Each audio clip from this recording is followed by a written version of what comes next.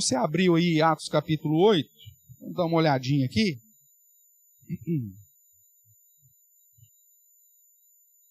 Nós vamos ler aí até o verso 17. Acompanhe a leitura que farei.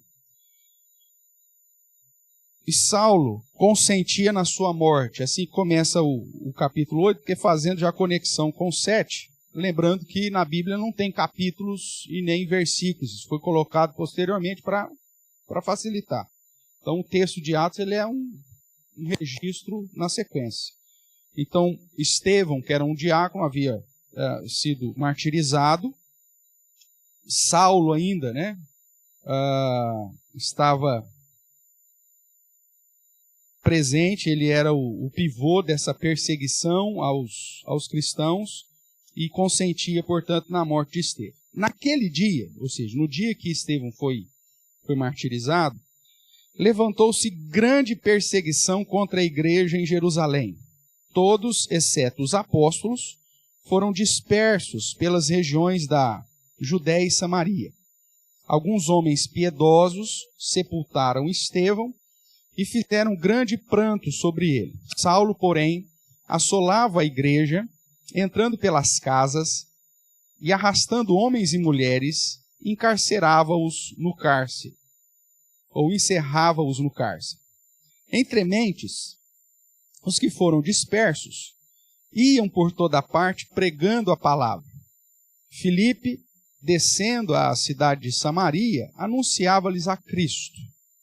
As multidões atendiam unânimes às coisas que Filipe dizia, ouvindo-as e vendo os sinais que ele operava. Pois os espíritos imundos de muitos possessos saíam gritando em alta voz, e muitos paralíticos e coxos foram curados, e houve grande alegria naquela cidade. Ora, havia certo homem chamado Simão, que ali praticava a mágica, iludindo o povo de Samaria, insinuando ser ele grande vulto, ao que todos davam ouvidos, do menor ao maior, dizendo, esse homem é o poder de Deus, chamado o grande poder. Aderiam a ele porque havia muito os iludira com mágicas. Quando, porém, deram crédito a Filipe, que os evangelizava a respeito do reino de Deus e do nome de Jesus Cristo, iam sendo batizados, assim homens como mulheres. O próprio Simão abraçou a fé e, tendo sido batizado, acompanhava Filipe de perto, observando extasiado os sinais e grandes milagres praticados. Ouvindo os apóstolos, que estavam em Jerusalém, que Samaria recebera a palavra de Deus, enviaram-lhe Pedro e João, os quais, descendo para lá, oraram para eles, ou por eles, para que recebessem o Espírito Santo, porquanto não havia ainda descido sobre nenhum deles, mas somente haviam sido batizados em o nome do Senhor Jesus. Então, lhes impunham as mãos e recebiam estes o Espírito Santo. Amém? Amém. Nós começamos a tratar sobre a questão da vida do Espírito Santo, a pessoa do Espírito Santo, a obra do Espírito Santo, a ação do Espírito Santo, e mais recentemente tratar desse chamado dom do Espírito Santo, ou do batismo no Espírito Santo. Quando nós temos uma comparação com as denominações evangélicas, né, chamada pentecostais e neopentecostais, muitas vezes nós temos um choque em relação à prática, principalmente jogando, né, nessa campo aí da experiência com o Espírito Santo, a manifestação em línguas e criando, de certa forma, uma distinção da classe dos crentes, né? Os crentes espirituais é aqueles que já receberam o batismo com o Espírito Santo, ora em língua, barará, papapá. E as ralé são os presbiterianos, que não falam em língua, não entenderam, né? Com exceção de alguns aí desvirtuados. Mas, então, essa é o cenário. Aí a ideia qual que é a base bíblica para isso? pastor, eu quero ser cheio do Espírito Santo. O que eu tenho que fazer? Nós vimos o que você tem que fazer. Nós já estudamos isso lá atrás. Mas e os dons carismáticos? Dom de cura, dom de profecia, revelação, dom de línguas. Não, onde que encaixa isso? É por isso que nós começamos a estudar aí. O mau entendimento, né, como diz aí nosso slide, a respeito desse assunto, tem produzido crentes que negligenciam fatos importantes, biblicamente falando, sobre a sã doutrina, como, por exemplo, como que pode ter nova revelação se em Cristo toda a revelação foi completada? Jesus falhou? Esqueceu de alguma coisa? Jesus chegou no céu e falou, caramba, tinha que ter falado. Então agora o que eu vou fazer? Vou dar lá para um orelha qualquer lá para o cara falar que eu esqueci. Será que é isso que está acontecendo? Jesus teria esquecido algo para que então viesse, ou então manda um anjo, vai lá Miguel, de novo, vai, fala lá, aparece para alguém lá e fala alguma coisa. Será que é isso? Não, se a Bíblia diz que em Jesus completou o período da revelação, tudo que nós precisamos saber a respeito de Deus, em Cristo nós tivemos essa revelação completa, né? A plenitude, a expressão exata, são termos que dizem que o negócio então já foi fechado. Então, por que eu teria que ter essa experiência de novas revelações? E que acabou surgindo aí, inclusive criando algumas religiões, né, seitas na perspectiva bíblica, como o próprio islamismo, né, no ano 500 alguma coisa, que recebeu revelação nova, o mormonismo, né, a igreja dos mormons, que recebeu revelação do anjo, posturas ou retornos de práticas do Antigo Testamento, porque Ellen White recebeu algumas outras revelações, né? O próprio Testemunho de Jeová, ou seja, uma série de situações que aconteceram posteriormente a Cristo, que pelo simples fato da igreja se manter fiel às Escrituras, já não devia nem ter acontecido. E só aconteceu porque a igreja ou falhou na sua fidelidade, ou porque tais pessoas, até mesmo desejosas de servir a Deus, que queriam ser usadas por Deus, ter experiência com Deus, acabaram bebendo numa fonte errada e foram usados, e vou falar aqui de uma maneira clara, você falou, nossa, pastor, mas foram usados dentro da operação do erro, que Paulo vai dizer lá, para serem instrumentos de engano, e que fizeram, inclusive, sinais, prodígios e poderes miraculosos, segundo a eficácia de Satanás. Não tem outra fonte. Porque Deus não vai contra si mesmo. Nosso Deus é um Deus de clareza e não de confusão.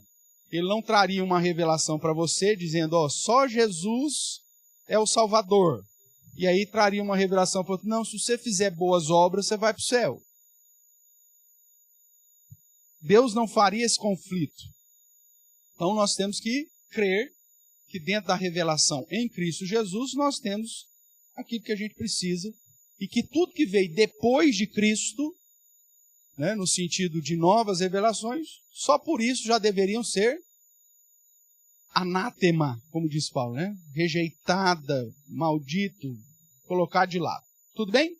Outra questão, o propósito dos dons. Nós vimos, estudando Marcos 16, 2 Coríntios 12, 12, 1 Coríntios 12, falando também da finalidade dos dons, Hebreus 2, 4, que o período e a finalidade dos dons tinha um momento para confirmar aquilo que estava sendo pregado, focado nos apóstolos e naqueles que os apóstolos haviam ordenado para alguma ação específica, como é o caso aqui de Filipe, que era o diácono, que operava sinais dentro daquele período ainda de transição no início da fé cristã.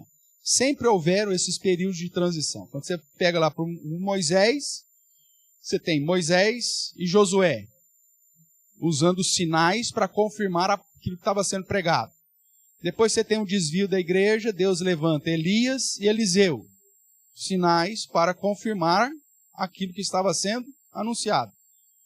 E por fim, com Jesus e os apóstolos, um outro momento que você tem sinais divinos sendo realizados por homens que Deus separou para confirmar a palavra. Fora desses 3 momentos na Bíblia, você não tem mais nenhum registro de sinais. Você tem registro de milagres.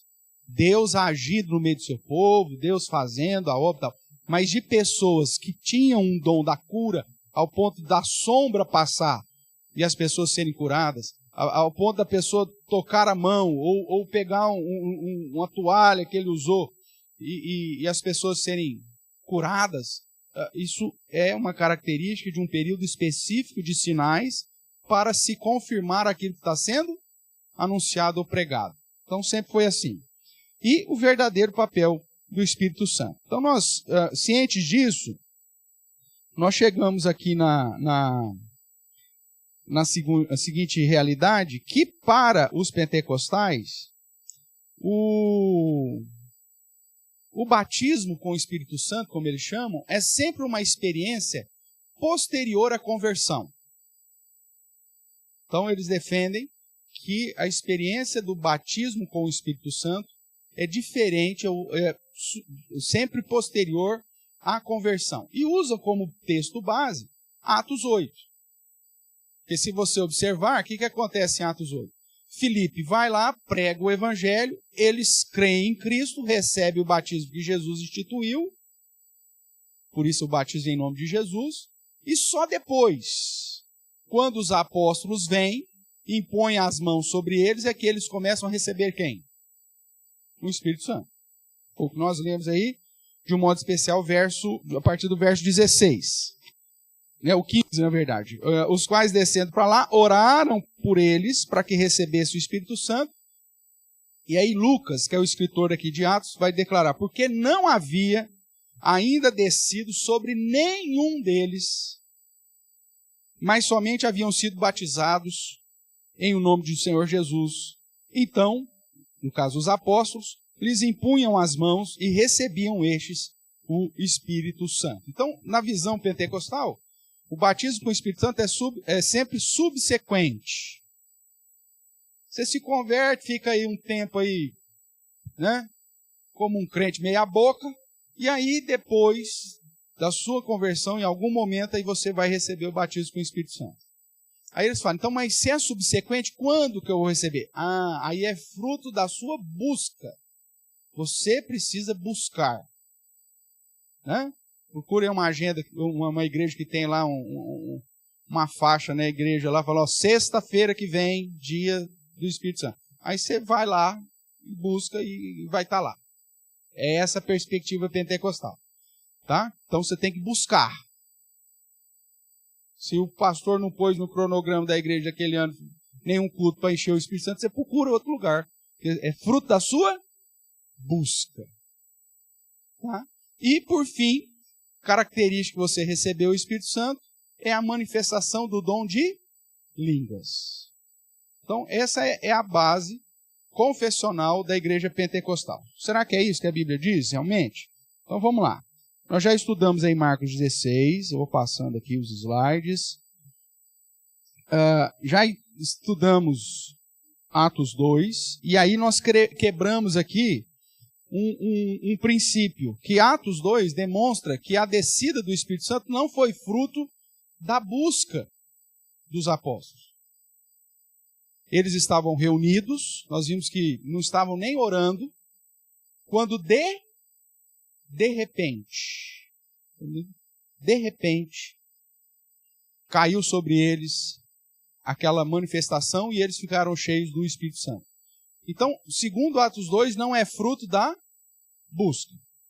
Afinal de contas, é o Espírito Santo que concede a cada um como lhe aprouve, segundo a sua vontade, como está lá em 1 Coríntios 12, 7, ele concede a cada um segundo o seu prazer, segundo a sua vontade, segundo aquilo que lhe apraz. Lembra desse texto?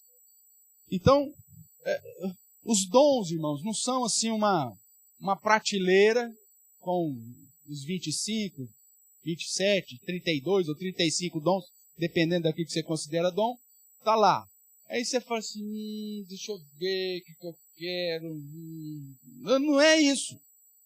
Não é você que busca.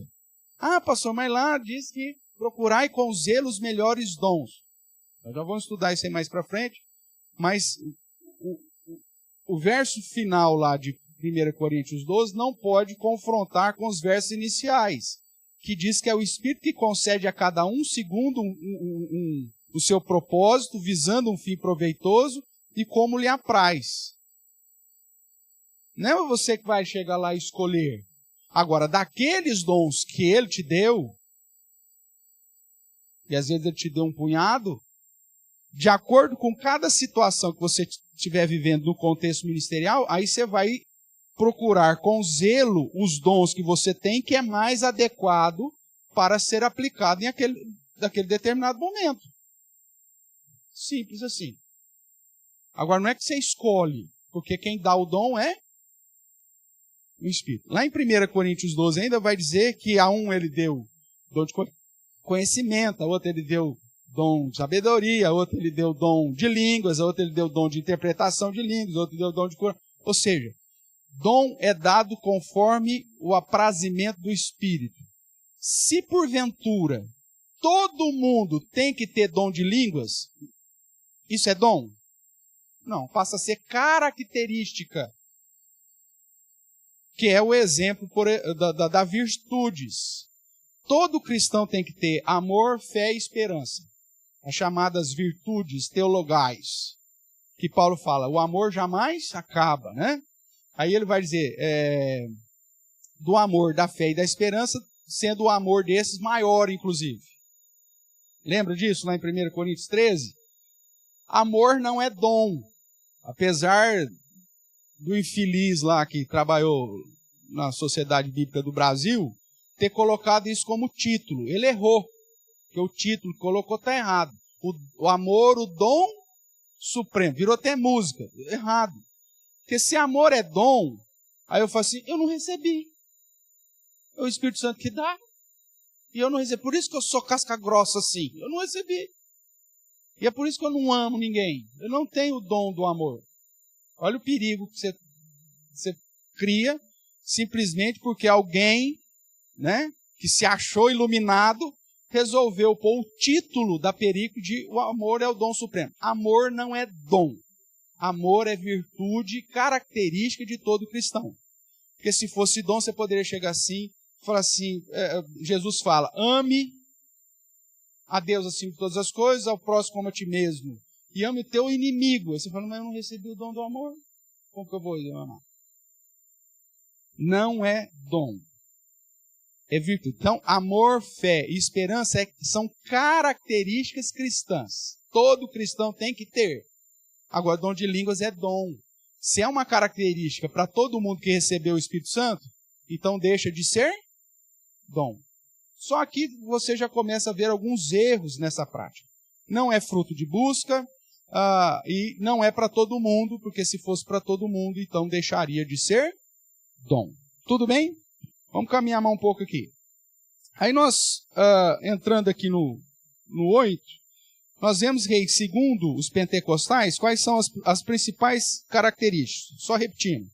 Subsequente ou após a conversão, evidenciado pelo falar em línguas, e é consequência da busca sincera do crente. Aqui nós temos o registro, então, de pessoas que creram, aceitaram o batismo cristão, e que mesmo assim não haviam recebido o Espírito Santo. Por sinal, é o único texto que afirma isso. Por que o único texto? Qual que é o padrão bíblico? Nós já vimos isso. Marque aqui Atos 8, vamos lá para Atos 19.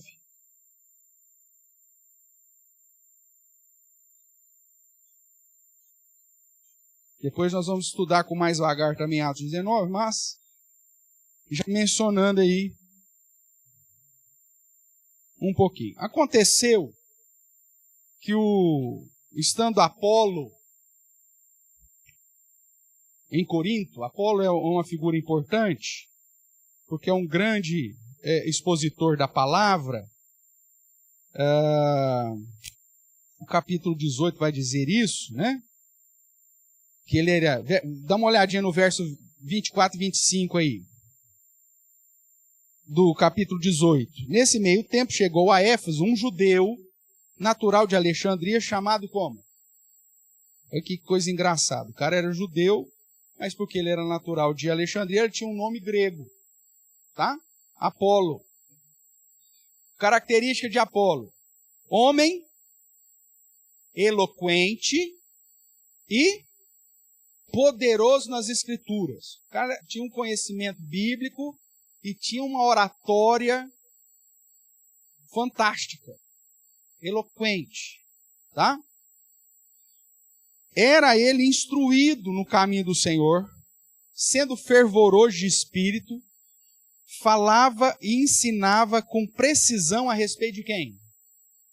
Um crentaço. Só que ele tinha uma debilidade, ele tinha um probleminha aqui. Final do verso 25. Conhecendo apenas o quê? O batismo de João. Olha, se ele conhecia só o batismo de João, é porque havia um outro batismo, que ele não conhecia. Por isso eu costumo dizer que Apolo era batista. Ele só conhecia o batismo de imersão, o batismo de arrependimento. Os batistas ficam loucos comigo. Porque, na verdade, a Bíblia tem dois batismos. O batismo de João, nós vamos estudar isso mais para frente, o batismo de arrependimento, de remissão de pecados. Jesus recebe esse batismo no meu lugar e no seu lugar. Era um batismo de imersão. Por que tinha que ser um batismo de imersão? Porque era de arrependimento. Simbolizava a lavagem dos seus pecados. Aí, você tomar banho lá, você só pega um pouquinho d'água e joga na cabeça? Tem criança que faz isso, né? Miriane falava pro Gui assim, vai tomar banho. Ele ia, ligava o chuveiro, ficava sentado no vaso sanitário ali, esperando 5 minutos, pegava lá, molhava a mão lá, só molhava o cabelo e saía. Todo mundo fez isso, viu, Gui? Não é só você, não. Isso era tomar banho? Não, meu irmão. Tomar banho você tem que lavar tudo. E a mãe ainda perguntava, lavou atrás da? Tudo. Então, batismo de imersão simbolizava você lavar os seus pecados. Jesus foi batizado por imersão, pastor? Foi. Toda essa discussão aí, que você vê aí, balela. Por que Jesus foi batizado por imersão? Só porque foi no Rio Jordão? Não, porque o batismo de imersão simbolizava a lavagem dos pecados. Ah, mas Jesus não tinha pecado. Ótimo.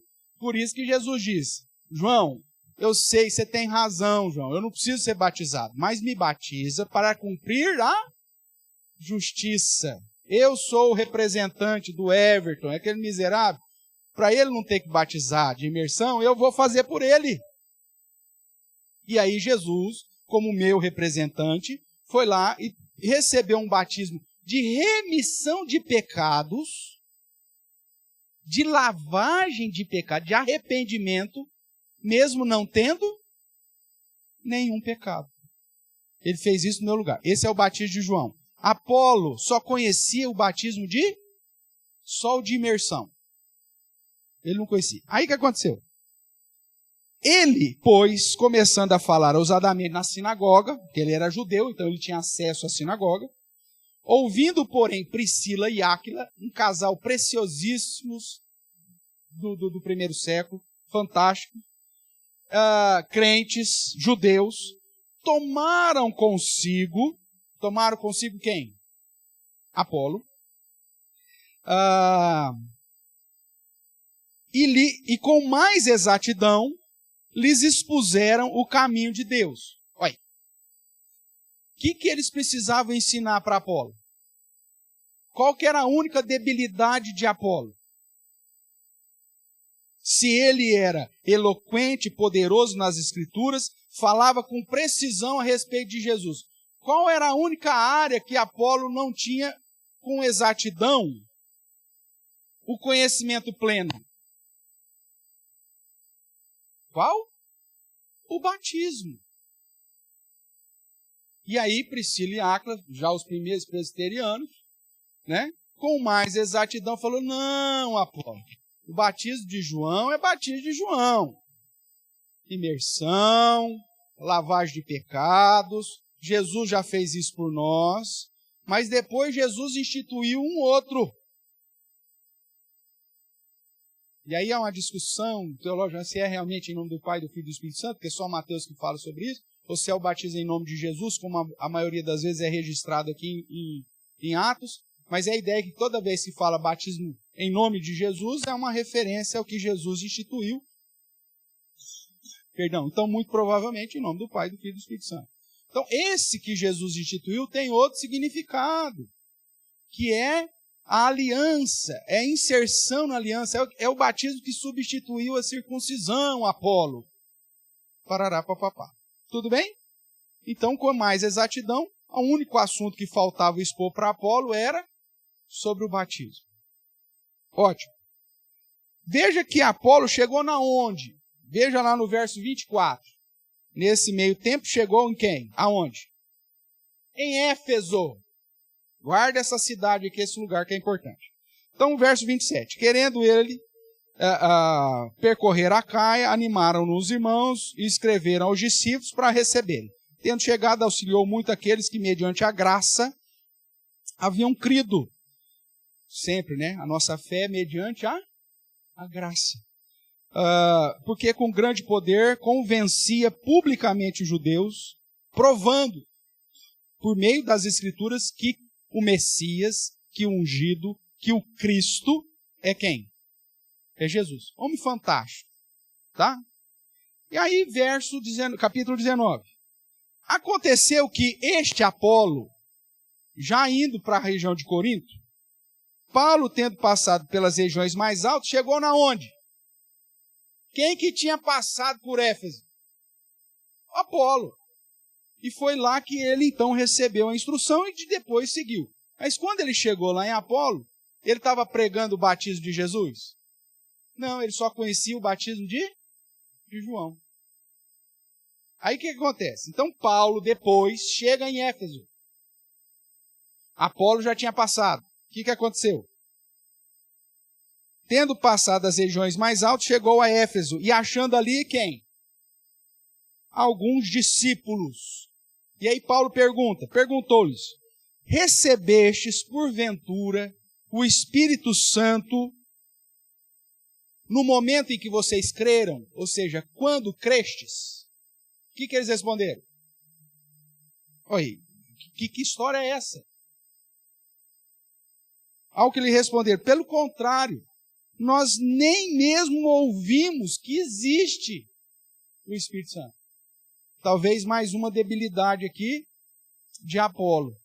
Não só quanto ao batismo, mas quanto também a doutrina do Espírito Santo.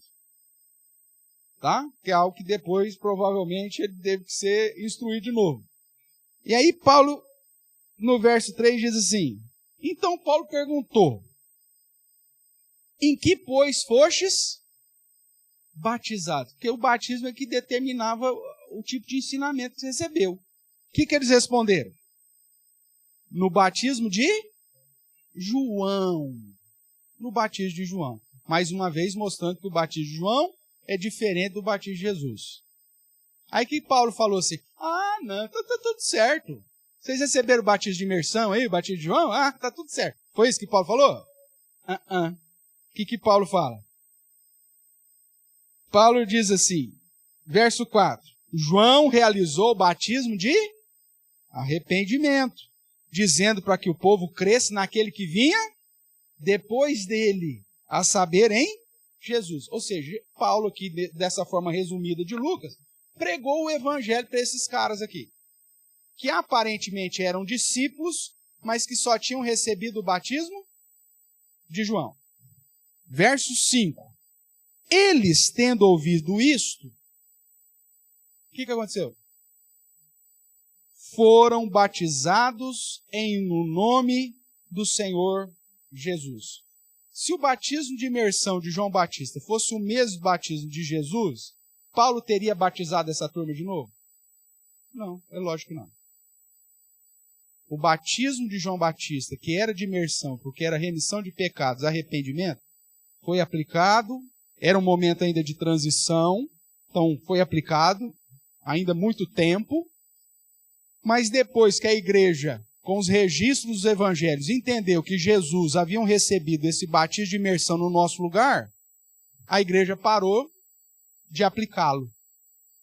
Porque não tinha o porquê mais, Jesus já fez. E aí começou a aplicar o batismo que Jesus instituiu. Ah, mas o batismo que Jesus instituiu não fala se é com imersão, não sei o quê. Mas você tem indícios que não era. Porque não representa mais a lavagem de pecado. Isso já foi feito. Representa o quê? Recebestes porventura, simboliza o Espírito Santo vindo sobre você. Por isso o verso 6 ainda vai dizer: e impondo-lhes Paulo, colocando a mão sobre a cabeça dessa turma, impondo-lhes Paulo as mãos, veio sobre eles quem? O Espírito Santo. Veja, no momento em que eles creram e foram batizados. Ó, o batismo de João é uma coisa, vocês têm que receber o batismo de Jesus. Eu falei, ótimo, Paulo vai, eles são batizados em nome do Senhor, Paulo impõe as mãos, e o que acontece com eles? Recebe o Espírito Santo, tanto falavam em línguas como profetizavam, e eram todos uns 12 homens. Nós vamos ver o que significa esse falar em línguas e profetizar quando a gente for estudar Atos 19. Mas o que eu quero chamar a sua atenção é que o padrão bíblico é que você não recebe o Espírito Santo posterior à sua conversão, mas é simultâneo. Então o caso lá de Atos 8 é uma exceção. E é por isso que Lucas faz questão de dizer, olha, eles ainda não tinham recebido o Espírito Santo, somente o batismo. Porque isso não era o natural. E depois ele vai dizer por que isso acontece. Porque era preciso que os apóstolos viessem e que eles recebessem o Espírito Santo através da mão dos apóstolos. Você vai ver a imposição de mãos lá também em Atos 8. Para referendar isso mais um pouco, Efésios, capítulo 1, e a carta de Efésios é importante, porque tudo isso que nós lemos em Atos 18 e 19 aconteceu onde? Em Éfeso. Então Efésios é importante. Em Efésios, capítulo 1, no verso 13, nós temos Paulo, mais uma vez, apresentando o padrão de quando que você recebe o Espírito Santo.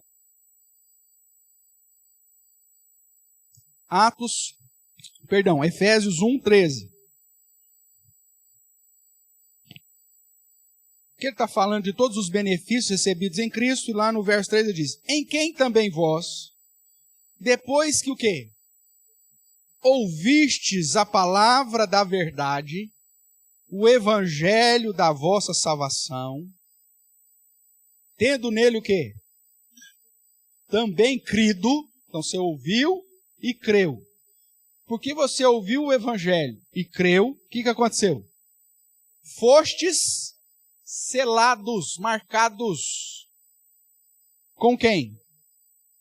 Com o Santo Espírito da promessa, o qual é o penhor da nossa herança até o resgate da propriedade em louvor da sua glória. Então, quando que nós somos selados pelo Espírito Santo, ou seja, quando que nós recebemos o Espírito Santo, ou somos batizados com o Espírito Santo, utilizando essa nomenclatura, segundo o padrão bíblico, no momento em que nós cremos. Recebestes porventura o Espírito Santo quando crestes? Depois de ouvir o Evangelho, a palavra da verdade, o Evangelho da salvação, tendo nele crido, fostes selados. Então, no momento que você ouviu o Evangelho e aquilo fez sentido para você, e você reconheceu que é pecador e que precisa de Jesus, naquele momento o Espírito Santo já começou a atuar em sua vida de uma maneira diferente do que antes da sua conversão. Ali é um ser. Ah, pastor, mas ainda é um processo. Claro, você vai aprender, o Espírito Santo vai começar a limpar a casa. E olha, tem casa que tem sujeira pra caramba. Né? Então vai começar a sua transformação, o seu modo de enxergar o mundo, enxergar Deus, a sua comunhão com Deus, o modo como você vai, a mudança de como você enxerga a necessidade do culto, a necessidade da igreja, de aprender mais da palavra. Agora isso você está fazendo porque você é um cara especial? Não, porque o Espírito Santo está agindo. A maior manifestação de que você recebeu o Espírito Santo é a transformação da sua vida. Você deixa de ser um tranqueira e passa a ser alguém que vai glorificar a Deus.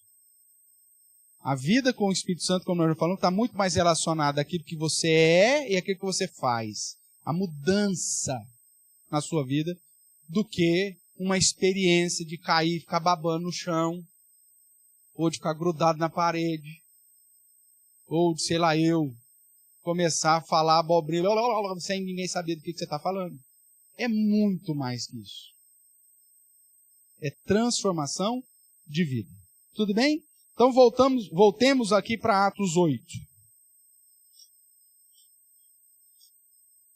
Tendo isso em mente, Atos 8 precisa ser entendido de acordo com o propósito dos dons, e não como a regra para receber o Espírito Santo.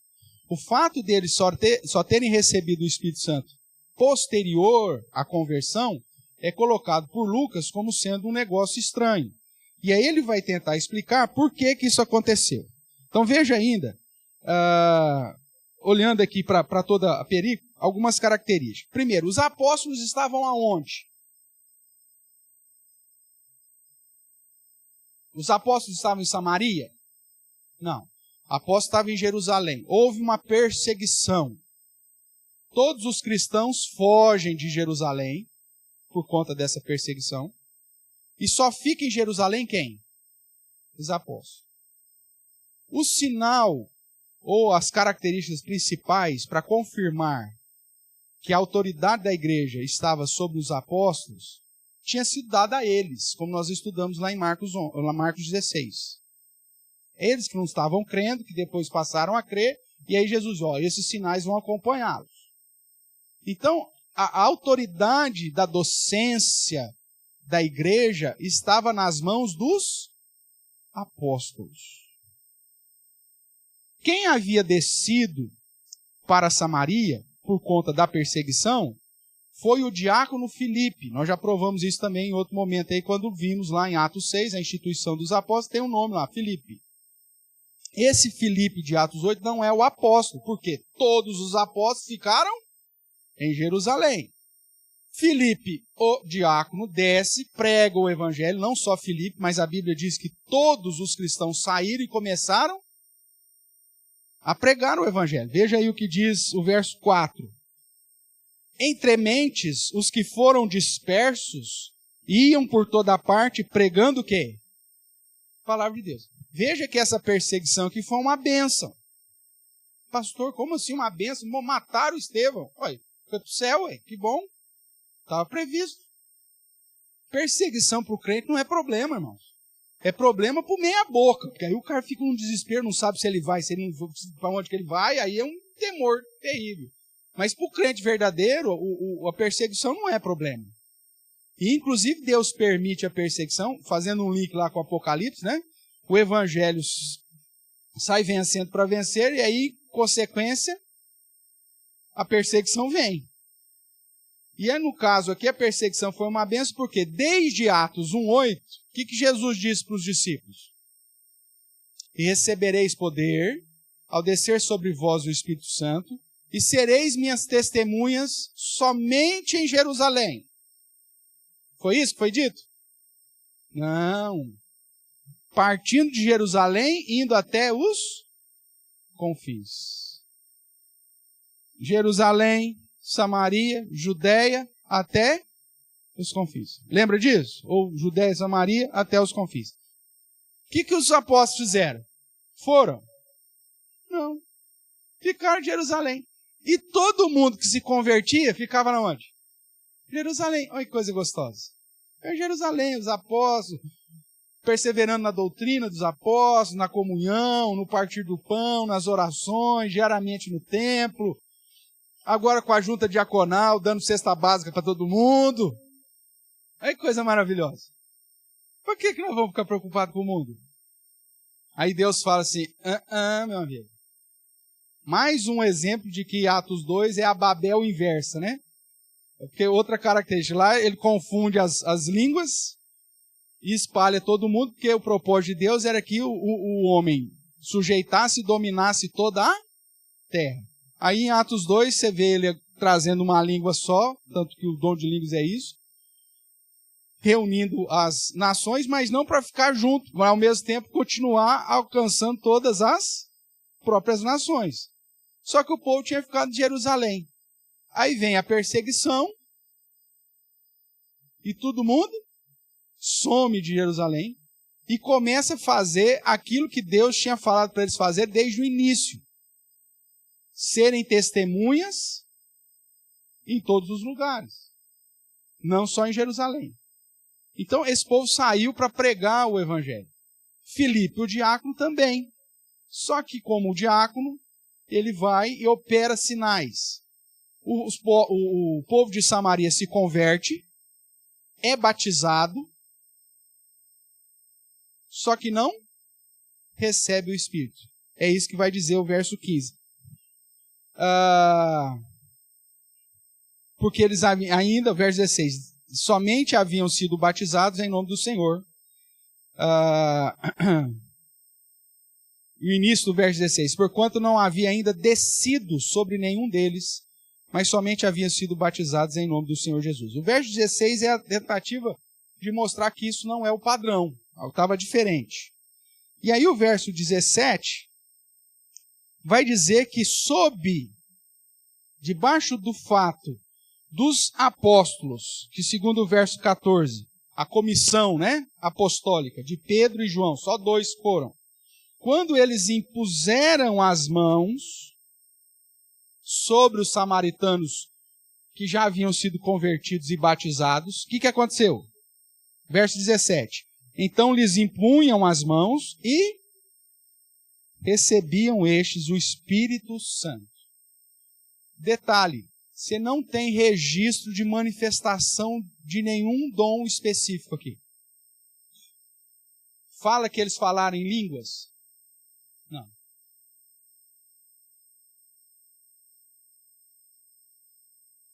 Provavelmente eles engrandeceram o nome de Deus, como era uma característica daqueles que recebem o Espírito Santo.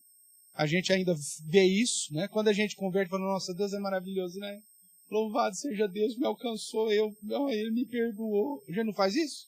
Pelo menos se você não fez, é porque você não passou ainda por esse momento. E aí, o bicho vai pegar para você ainda, hein? Abre os olhos, hein? Se você não teve um novo nascimento, mas eu sou membro da Igreja Presbiteriana Real Aliança. Vale nada. Vale nada. Você vai chegar lá e falar assim, mas minha mãe me batizou quando era criança, fui membro da Igreja Presbiteriana, desde quando ela chamava a Igreja Presbiteriana Reformada. E agora Real Aliança. E aí Jesus fala, não te conheço. Se você não passou pelo novo nascimento, se você não recebeu o Espírito Santo, meu amigo, ser membro da igreja não vale nada não. Nós temos aqui o exemplo do próprio Simão, que veio para a igreja com segundas intenções, porque tinha interesses.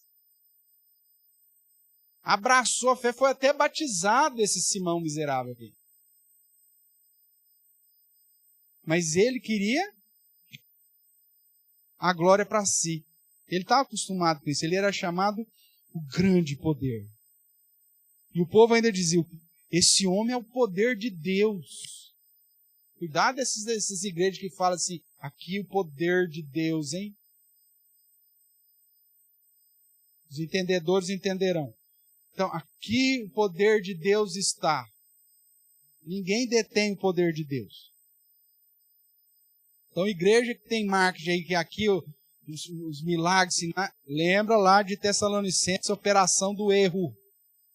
Vai ler a Bíblia, vai estudar, e procura uma igreja que pregue, e que não te ludibrie simplesmente. Então, esse homem se considerava o grande poder, aderiu à fé, foi batizado. E aí depois, se você for continuar lendo o capítulo 8, você vai ver que ele faz uma proposta indecente ainda para os apóstolos. Que ele queria ter o poder de conceder o Espírito Santo. E aí Pedro, vamos ler para ficar claro aí. Verso 18. Vendo, porém, Simão, que pelo fato de imporem os apóstolos, quem que estava impondo as mãos? Os apóstolos. As mãos, eram concedido o Espírito Santo. Ofereceu-lhes dinheiro, propondo, a proposta indecente dele aqui. Concedei-me também a mim este poder, para que aquele sobre quem eu impuser as mãos receba o Espírito Santo. Pedro, porém, lhe respondeu: o teu dinheiro seja contigo para a perdição, pois julgastes adquirir por meio dele o quê? Meu amigo, isso é dom, é o Espírito Santo que dá a cada um como lhe apraz, como Paulo vai ensinar depois. Não é pagando, não é comprando, e não é porque o seu desejo. E aí ele continua: não tens parte nem sorte nesse ministério, porque o teu coração não é reto diante de Deus. Aqui é a diferença.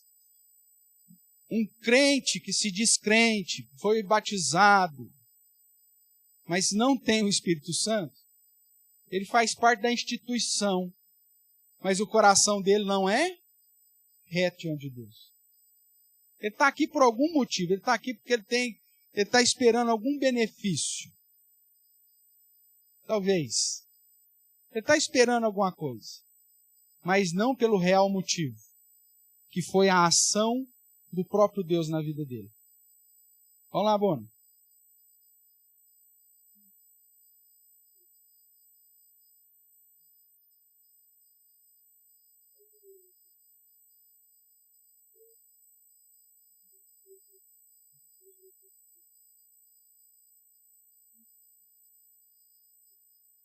Tá, veja só. Por que eu disse, para quem não acompanha na internet, a pergunta do Ronaldo é a seguinte: que Simão viu e qual que foi a manifestação para que o pessoal identificasse que eles tinham recebido o Espírito Santo? Lucas não registra. Então o que a gente fica refém dos outros registros? Toda vez que você vê descida do Espírito Santo, seja com manifestação de línguas ou não, toda vez, Atos 2, falaram do quê? Do Evangelho. Pregaram o Evangelho. Quando você vê Paulo, em Atos 9, não tem registro de dom de línguas, mas ele, cheio do Espírito Santo, começou a pregar o Evangelho. Veja, engrandecer o nome de Deus. Abra aí Atos 10. A descida no Espírito Santo sobre a família de Cornélio, que eram romanos, eram gentios. Verso 44 em diante. Ainda Pedro falava essas coisas quando? Acompanha comigo, Atos capítulo 10, verso 44. Ainda Pedro falava, Pedro está pregando essas coisas quando o quê? Cornélio pediu o Espírito Santo? Alguém estava buscando o Espírito Santo? Não, caiu. É um negócio inesperado. Da mesma forma lá de Atos 2. Tudo bem? Caiu o Espírito Santo sobre todos que ouviram. Não deixou nem Pedro terminar o sermão. Pedro ainda Pedro falava. O cara está lá, animado, no meio do sermão, o Espírito Santo vem e pum, cai sobre a turma. Tudo bem? Sobre todos que ouviam a palavra. Por quê? Porque é mediante o ouvir da palavra. Ouvindo a palavra da verdade, o evangelho da salvação, tendo crido, o que acontece? Recebe o Espírito Santo. Você não recebe o Espírito Santo depois que o miserável que está pregando aqui termina o sermão e fala assim: quem quer aceitar Jesus, vem aqui na frente. Não. O evangelho está sendo pregado, pode ser por um jumento qualquer. E a palavra está sendo anunciada. Você está ouvindo a palavra da verdade, o evangelho da sua salvação. Quietinho aí no seu lugar. E você crê. O que acontece? Pum, você recebe o Espírito Santo. Você é selado pelo Espírito Santo. Você sabe. É uma experiência que quem viveu sabe do que eu estou falando. Parece que é o interruptor lá. Pum, faz. Então veja, foi isso que aconteceu aqui com Cornélio. Pedro ainda está pregando, eles ouviram a palavra, creram, segundo o padrão bíblico. No momento em que eles creram, recebeu o Espírito Santo. E aí o que acontece? Vamos ver a característica aqui. E os fiéis que eram da circuncisão, quem que cria na circuncisão até então, na transição? Judeus. Então, os judeus, Lucas vai usar aqui um sinônimo, né, dizendo os fiéis que eram da circuncisão. Os judeus que vieram com Pedro, admiraram-se, veja, a admiração aqui, que é a mesma que nós vamos ver lá de Simão. Porque também sobre os gentios foi derramado o dom do Espírito Santo. Pois o ouviam falando, no caso, como eles eram gentios, falando em línguas, e fazendo o quê? E engrandecendo a Deus. Só que aqui eles vão falar em línguas, e uma língua, como nós já vimos, língua que é idioma, uma língua conhecida dos judeus, porque os judeus ficaram admirados, porque eles falavam numa língua que o judeu conhecia, ao ponto do judeu entender que eles estavam fazendo o quê? Engrandecendo o nome de Deus. No caso dos samaritanos, que língua que eles falavam? A mesma que os judeus. O samaritano é o judeu miscigenado. É o povo de Israel que misturou com as outras raças, por conta das guerras, por conta dos exílios e tudo mais. Mas falavam a mesma língua. Jesus, quando foi falar com a mulher samaritana, levou um intérprete.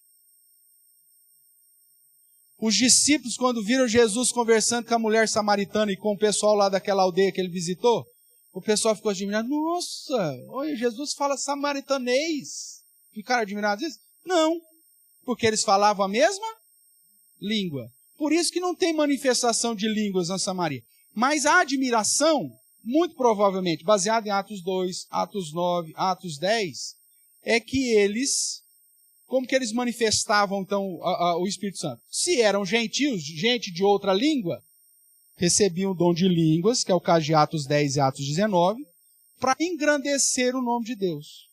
No caso de Atos 10, esses romanos aqui, provavelmente falar latim, sei lá eu, grego, eles começaram a falar numa língua que os fiéis da circuncisão entendiam, e eles ficaram admirados porque eles estavam engrandecendo o nome de Deus. Então, muito provavelmente, seguindo esse padrão do registro de Lucas, como que o povo lá de Samaria ficou claro que eles receberam o Espírito Santo? E por que Simão admirou-se disso? Muito provavelmente porque aqueles, à medida que iam recebendo o Espírito Santo, quando os apóstolos iam impondo sobre eles a mão, mesmo falando a mesma língua, por isso você não tem registro de dom de línguas aqui, engrandeciam a Deus. Em que sentido? Podiam estar falando de textos do Antigo Testamento que os caras nunca tinham decorado, podiam estar falando o que está acontecendo, como aconteceu lá, Pedro falando no sermão em Atos 2. Olha, é o cumprimento da profecia de Joel. Ou podiam estar falando coisas lá que, de certa forma, as pessoas entendiam que aquilo era algo espiritual. Que foi a mesma admiração em Atos 2 dos judeus, que ainda não eram convertidos, olhando, mas esse povo não é tudo galileu? Não é tudo gente simples, meio que analfabeto? Como que esses caras estão falando línguas diferentes? Esse tipo de admiração lá. Mas aí Pedro chama a atenção, meu amigo, não é por isso que vocês têm que estar admirados, você tem que estar admirado pela mensagem. Ele prega, as pessoas ouvem a palavra da verdade, o evangelho da salvação, creem, são batizados, com um acréscimo de quase 3.000 pessoas. Essas pessoas falaram em línguas depois, lá em Atos 2? Não. Mas o texto deixa claro que o fato deles ouvirem a palavra da verdade, o evangelho da salvação, tendo crido e recebendo o batismo de Jesus, é característica de que eles receberam e foram selados com o Espírito Santo. Então nós não temos aqui, Boni, algo determinante para dizer, ele se admirou porque aconteceu isso. Mas você tem indícios pelos outros momentos registrados em por Lucas, em Atos, de que essa admiração era promovida pela pregação, pelo engrandecimento do nome de Deus por aqueles que estavam recebendo o Espírito Santo. Isso você vai ver, então, nesses textos que tratam disso.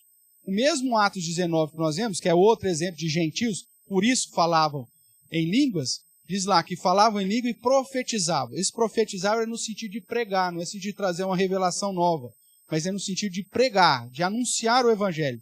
E aí a ideia é, quem está admirando isso, né, e Lucas registrando isso, faz questão de dizer, um cara que não sabia nem que existia o Espírito Santo, um cara que só tinha sido batizado no batismo de João, instantaneamente começa a falar de verdades bíblicas que o cara não fazia nem ideia há 5 minutos atrás. Isso é o quê? A ação de quem? Do Espírito Santo. Então, muito provavelmente, essa admiração, ou essa, né, ficar ali extasiado, é porque aqueles que estavam recebendo o Espírito Santo profetizavam, no sentido de proclamar, no sentido de pregar, algumas verdades bíblicas que até então eles falaram, puxa vida, só pelo Espírito Santo mesmo essa turma vai falar o que está falando. Só que não com dom de línguas, porque ambos falavam o mesmo idioma. Agora, por que então, não sei se ficou claro aqui, mas então por que que eles demoraram para receber o Espírito Santo? Aí há um indício importante. Eles só receberam depois que quem apareceu na história? Os apóstolos. E aí você tem o propósito dos dons naquele período histórico. Mostrar para os apóstolos que não se davam com os samaritanos. Lembra que o judeu não se dava com os samaritanos. Tanto é que quando Jesus foi pregar com a mulher samaritana lá, ficou todo mundo com o nariz torcido.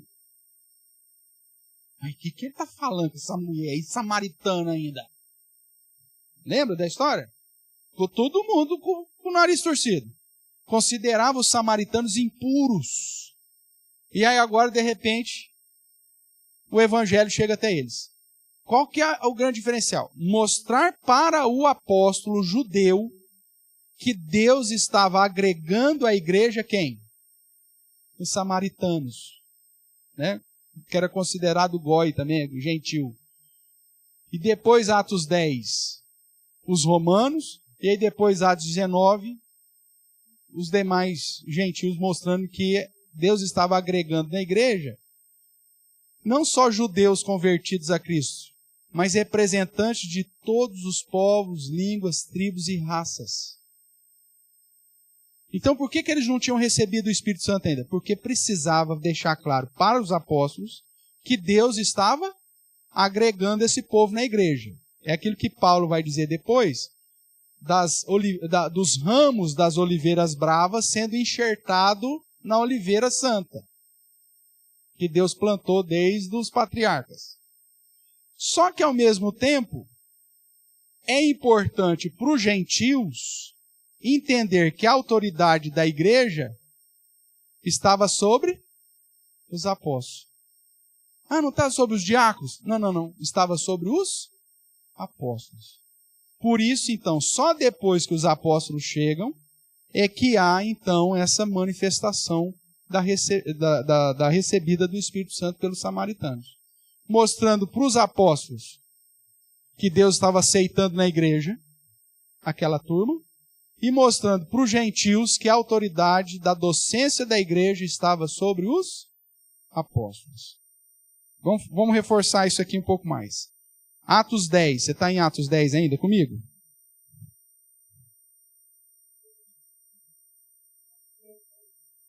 É o que nós vamos chegar agora. Por isso que eu perguntei se você está em Atos 10 comigo. Segura aí um pouquinho. Se eu não falar, aí o senhor me ajuda. Então veja, Pedro falava, o Espírito caiu sobre eles. Os que eram da circuncisão, os judeus, se admiraram, porque eles começaram a engrandecer o nome de Deus, no verso 46. E aí você tem o argumento do apóstolo Pedro, que já tinha tido a visão lá, que Deus fala, aquilo que Deus purifica não considera imundo, quando Deus manda ele comer tudo quanto é sorte de bicho lá, lembra? Desce um lençol lá, e ele por 3 vezes fez aquele negócio, mata e come! Né? E ele fala, não posso matar e nem comer, esse negócio é impuro. E Deus fala, aquilo que Deus purifica, não considera impuro. Como que o judeu olhava para o gentio? Impuro. E agora o Espírito Santo vem sobre os, entre aspas aqui, aqueles que eram considerados impuros. Então, Pedro faz o link. Olha, aquilo que Deus purificou, não considere impuro. Aí o verso 47. Porventura, Pedro falando para os demais judeus, para os fiéis da circuncisão. Porventura pode alguém recusar a água para que não sejam batizados estes, que assim como nós receberam o Espírito Santo? Então Pedro aqui, como na autoridade apostólica, ele reconhece que Deus está agregando os gentios na igreja, inclusive concedendo dons que foram dados aos próprios apóstolos e aos judeus que se converteram. E ele diz assim, nós não vamos receber esse pessoal na igreja agora? Porque qual que era o método para esse povo entrar na igreja? No Antigo Testamento, circuncisão, mas aqui qual que era já? Por isso ele fala. Ele não fala, vamos circuncidar a turma. Ele fala, não, vamos batizá-los? A gente pode recusar agora. Vocês foram testemunhas que enquanto eu pregava, o Espírito Santo caiu sobre eles, eles receberam o dom, falando na sua língua as grandezas de Deus, e agora nós vamos recusar esse povo ser membro da igreja? Receber o batismo? Aí os judeus, imagina, né, a cara da judeusada. E agora? Verso 47, então. Porventura, pode alguém recusar a água para que não sejam batizados esses, assim como nós, receber o Espírito Santo? E ordenou, porque ele era o apóstolo, ele tinha autoridade apostólica, ordenou que fossem batizados no batismo de João.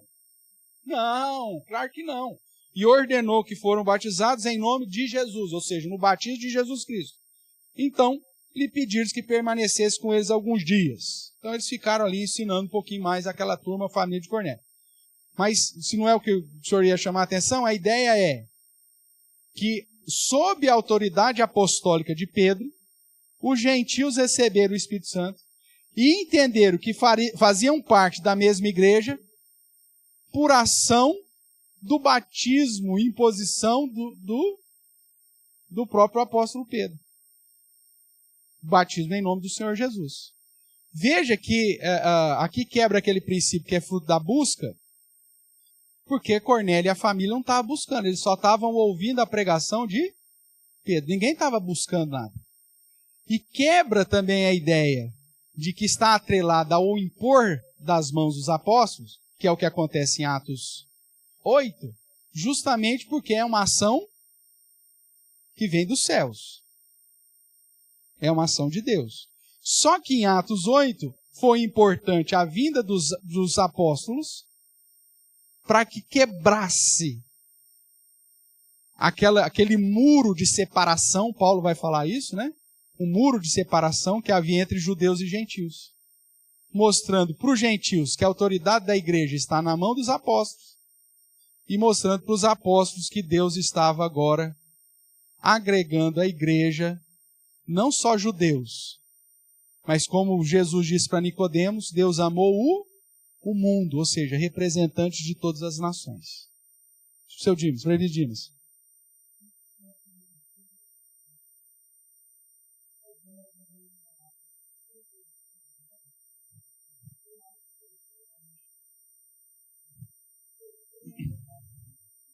Sim.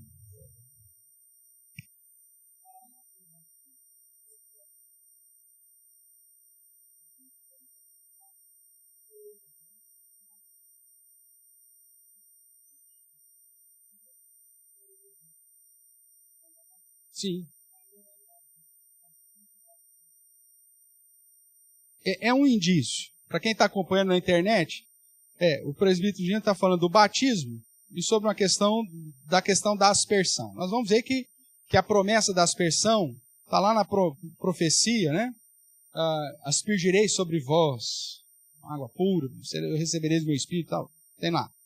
Mas, quando ele cita, pode alguém recusar a água, então refere-se a batismo, que é água,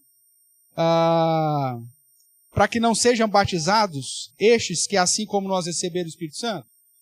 Serve como alento ou como argumento em prol do batismo de aspersão? Em que sentido? Primeiro, água. Segundo, que eles estão na casa de Cornélio,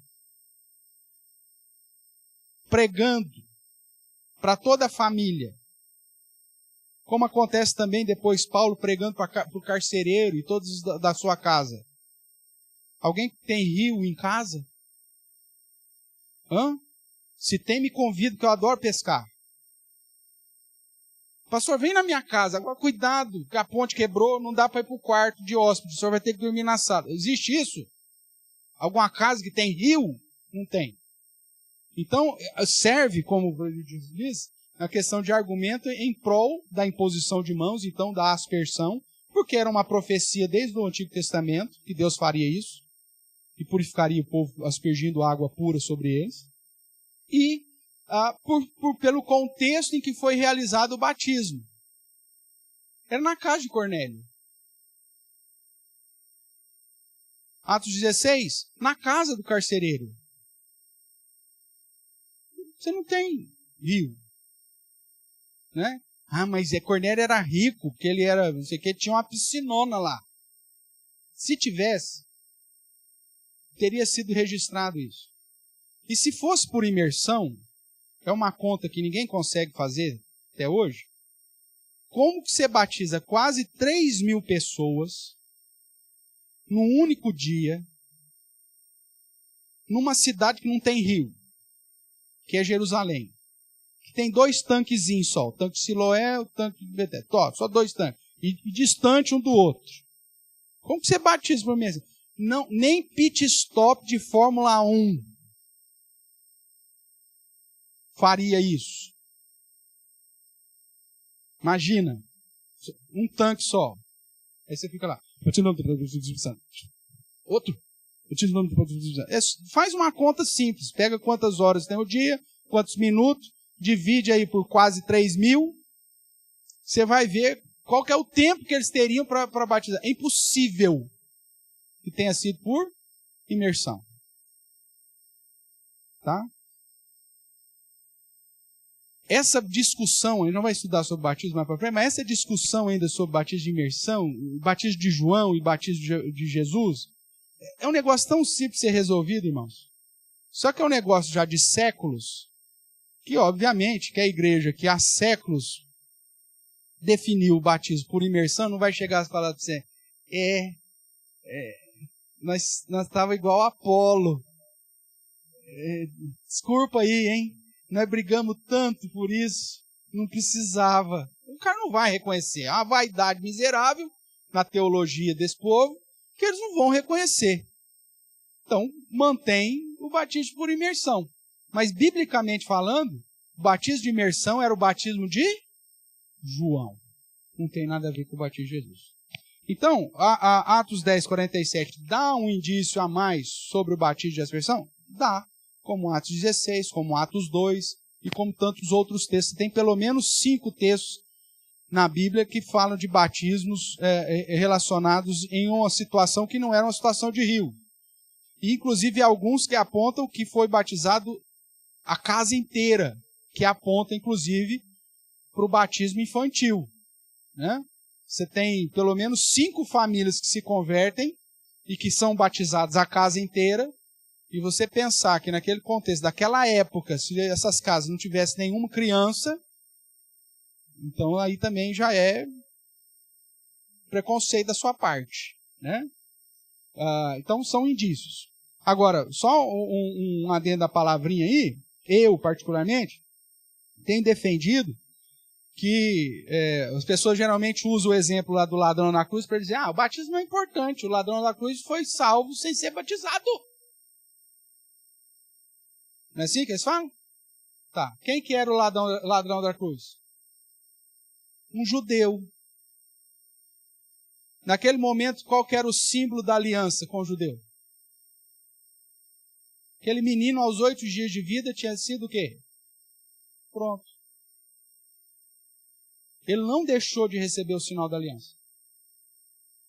Tanto que Jesus só institui o seu batismo após a sua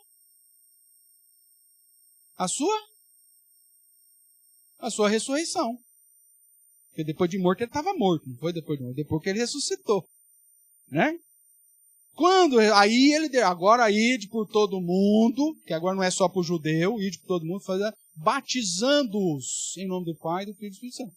Então eu não posso exigir que se aplique o batismo sobre o ladrão da cruz, porque eu não estava nem em vigor ainda. Jesus não tinha ressuscitado. Só que dizer que batismo não é importante é uma tolice muito grande. Porque o ladrão da cruz ele já havia recebido o sinal da aliança que estava em vigor. E o sinal da aliança que estava em vigor era a circuncisão. Por ele ser judeu, ele já estava debaixo da aliança.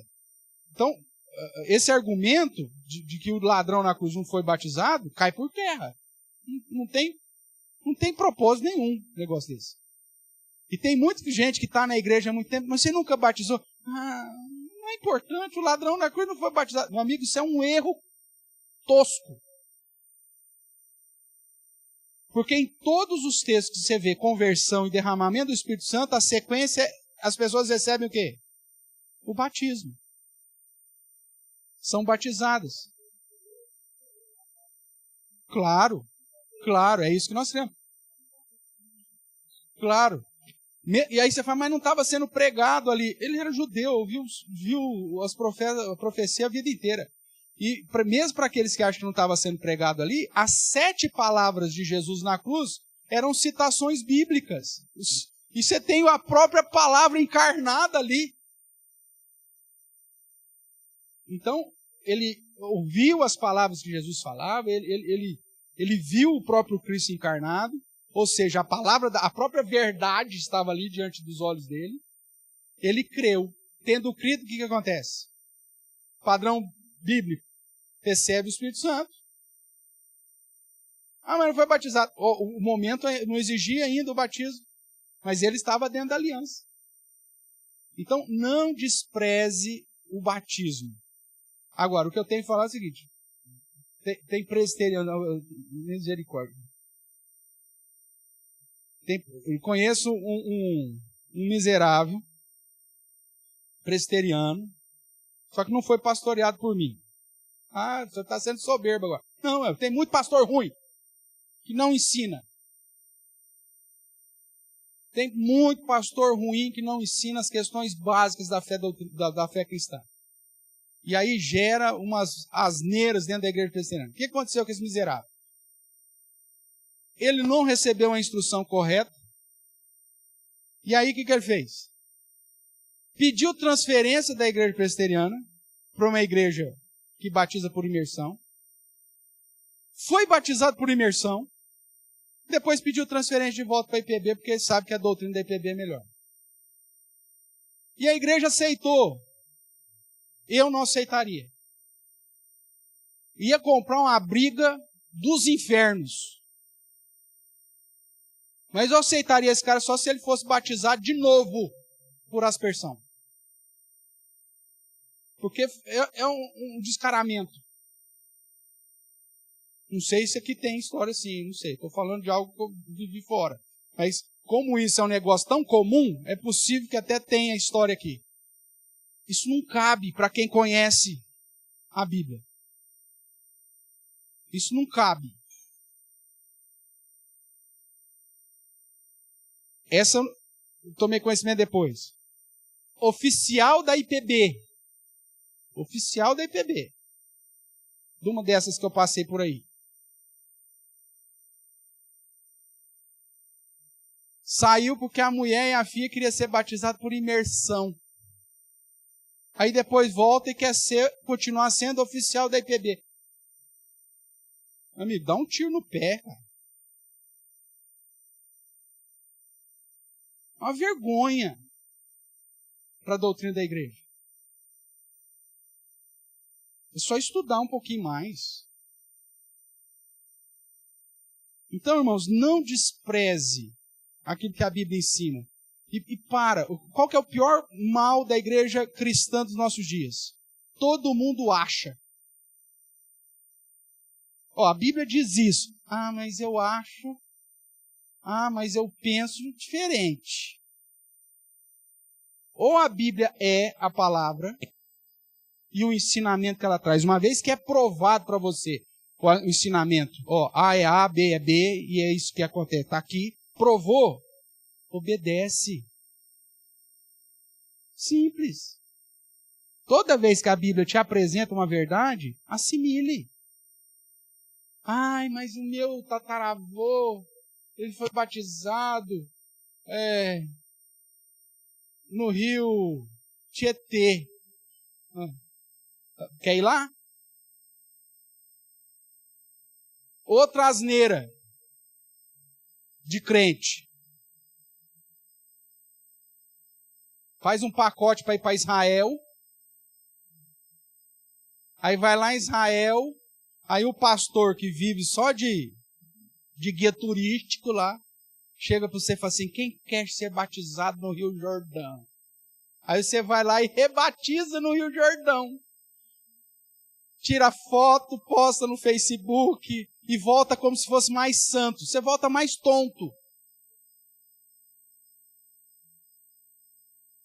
Simplesmente isso. Porque o que você disse, sabe o que você fez? Fez xixi no batismo que você tomou antes. Você desonrou a palavra de Deus, desonrou a igreja em que o Senhor tem te ensinado, desonrou a liderança que o Senhor construiu sobre a sua vida. Isso é uma vergonha. Ai, pastor, fui para Israel, conheci o lugar que Jesus, fui batizado novamente. Como se agora você fosse mais santo do que eu, que nunca fui. Isso é tolice.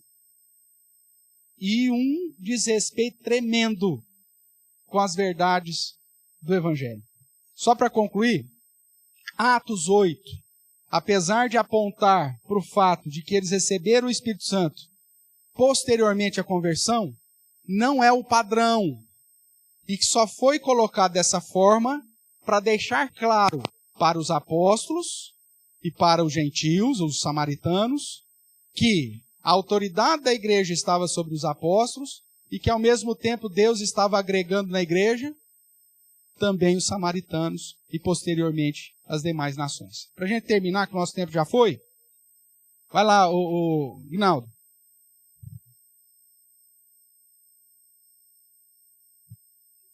Fala mais alto para mim, que senão eu não escuto.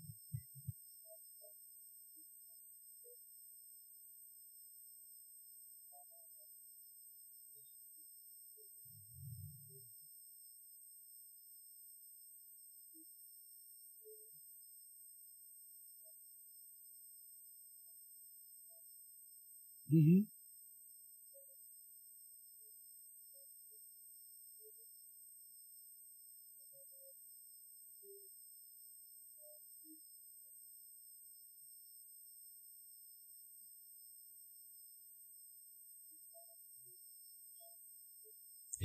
Batizado. Não. A igreja presbiteriana ela é bem tolerante nesse sentido. Apesar que agora tem se discutido muito essa questão de igrejas, de verdadeiras igrejas, né? Mas a ideia é o seguinte, você vem de uma denominação histórica, onde a Bíblia é a única regra de fé e prática, onde a base doutrinária da salvação está na graça. E mesmo que essa denominação use o batismo de imersão, mas pelo fato de ter sido com água e feito no nome do Pai, do Filho e do Espírito Santo, como Jesus ordena, a igreja presbiteriana reconhece esse batismo como batismo válido. Lamenta no sentido de que, não precisava disso. Às vezes você pega pessoas que não têm condição de entrar num batistério, meu amigo. E põe o cara lá. Né? Exige uma situação, coloca um peso a mais sobre o crente que não precisa. Às vezes o cara no hospital, aí pega o cara doente, tem que ir lá 3, 4 diáconos segurando, o cara tremendo, para descer dentro da água, o pastor quase afoga o cara. Não precisa disso, meu Deus do céu, é uma loja e tal. Mas a igreja presbiteriana é tolerante nesse sentido e tal. Agora, o que tem acontecido? Quando o significado do batismo é diferente, aí muda completamente. Que é o caso, por exemplo, do batismo. Nós vamos estudar isso mais para frente, mas batismo católico é para salvação. Tanto é que você não é batizado, você vai para o inferno. Então, o batismo de Jesus é para salvação? Não, o que me salva é a obra de Cristo, não é o batismo. Lembra que domingo passado nós citamos aqui a confissão, o credo niceno de Constantinopla, lembra? E que eu fiz questão de colocar, entre aspas, uma mudança, uma palavrinha lá? Lembra ou não? Sim. Lembra que palavrinha é essa que eu mudei?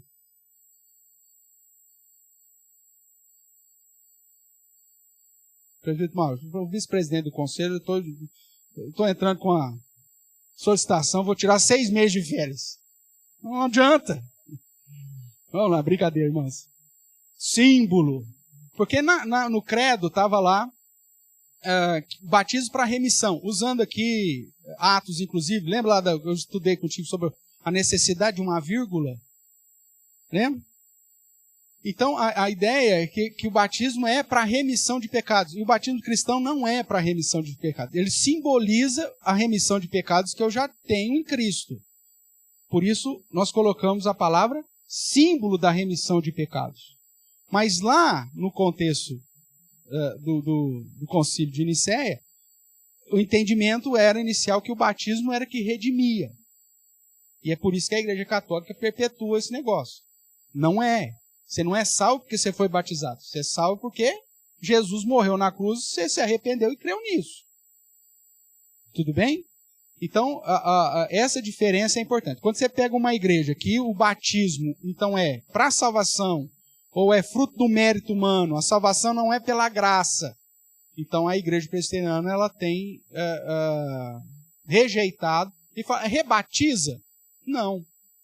Batiza do jeito certo. Não é rebatismo. É o caso de lá de Atos 19.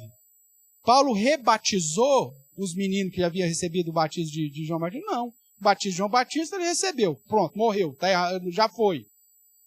E aí ele aplica o batismo de Jesus. Então a igreja presbiteriana, o que ela faz?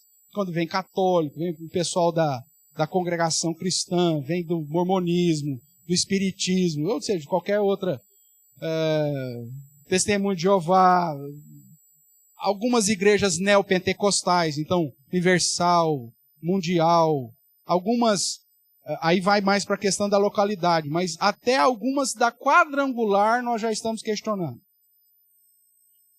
Porque tem igrejas neopentecostais que aí a doutrina é local, e aí quando você vai tratar com o indivíduo, o que a igreja ensinava sobre tal coisa? Dependendo do que ensinava, falava, meu amigo, você estava numa igreja lá que apesar de falar que é evangélica, apesar de falar, se considerem, essa igreja aí nós riscamos da lista. E aí já houve caso de o conselho determinar que a pessoa seja batizada. Novamente? Não, batizada, porque na verdade, na nossa perspectiva, ela nunca foi batizada. Tudo bem? Mas esse assunto a gente vai tratar ainda mais para frente quando falar só sobre o batismo. Irmãos, recebimento do Espírito Santo não é fruto da sua busca. É ação exclusiva de Deus. Que, como diz o texto de João, é como o vento que sopra aonde quer. Você não sabe para onde vem nem para onde vai. E é importante esse texto porque no hebraico a palavra para espírito é a mesma palavra para vento. Então quando João faz essa conexão, ele está falando exatamente dessa ação livre e soberana de Deus de alcançar quem ele quer alcançar. Então, você não pode comprar como Simão quis comprar. É a ação de Deus. Ok?